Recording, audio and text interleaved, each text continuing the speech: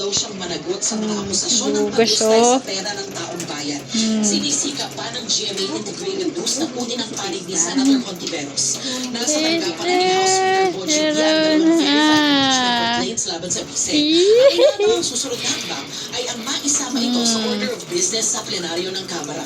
Ang nagpakilalang dating civilian intelligence agent ni VP Sara at ng amang si dating Pangulong Rodrigo Duterte na si Ramil Madriaga ang humarap sa pagdinig sa Kamara sakaling ipatawag siya. Ilan sa mga akusasyon ni Madriaga ay pinondohan umano ng mga drug dealer at pogo ang election campaign ni VP Sara noong 2022.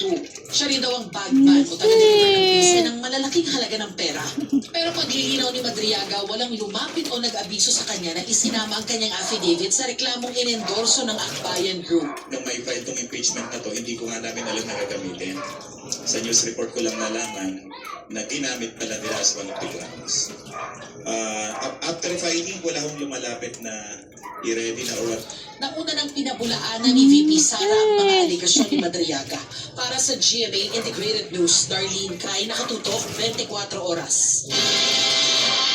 Dalawa pong nakikitang dahilan ni Senate President Tito Soto kung bakit nagpunta ng banta sa kanyang Senate presidency. Ang trigger dito is the removal of Senator Amy Marcos from the Committee on Foreign Relations. Yung hindi naman official